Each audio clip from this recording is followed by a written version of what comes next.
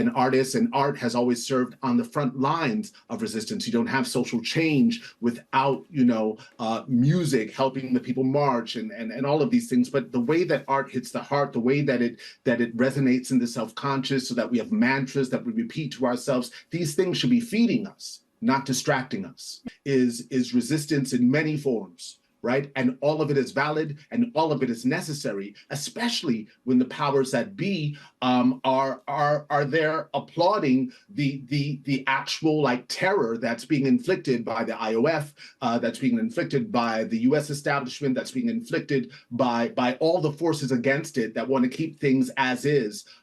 This is why to hear those voices coming out, to hear those poems coming out, to see people continuing to dance, to realize that we are impossible to kill, that we are impossible to destroy, and to hear music and art that reflects that is crucial. It's a necessary part of the air we breathe. It's a necessary part of the water we drink. And I say that thinking of the people who are having difficulty finding water even, right? So music sometimes serves as sustenance in the same way that prayer and scripture can. And a lot of these things often are embedded in music and embedded in poetry, embedded in art, for that actual purpose, to sustain us, right?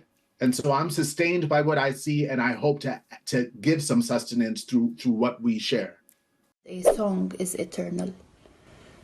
A tune is eternal. It's an act of generosity, and it is a statement that I do exist. It is a space for dreams, for hopes, and it is a tool for expression and also documentation. We know music has played a major role in revolutions all around the world, including in Palestine. We know songs that date back not even to 1948 only, but before that, to the British Mandate that our grandmothers and great-grandmothers have sung, and we still know them until today.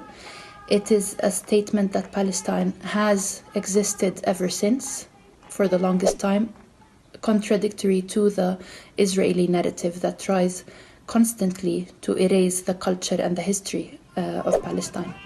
A tune moves people. It's an act of empowerment. It's an act of motivation. It's an act of activism. That's why we believe in the power of music as a strong, empowering, and universal language for change. I'm from Gaza. I'm still alive, and this video is just to make you hear the buzzing sound of Zamani, or the unmanned planet that we are living under for years, but now it's more aggressive and even lower and louder in this genocide. زني يا زنانة زني زني فقداني يقطعك لما تزني زي الدبانة وزني يا زنانة زني زني فقداني يقطعك لما تزني زي الدبانة.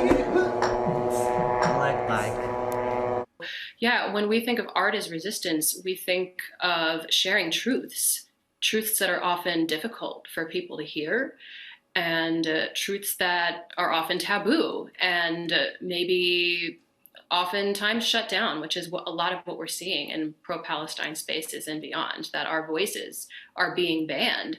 So art is a really, really powerful tool because, you can try to silence the people, but there will always be art that speaks to the movement. And that has happened throughout history forever.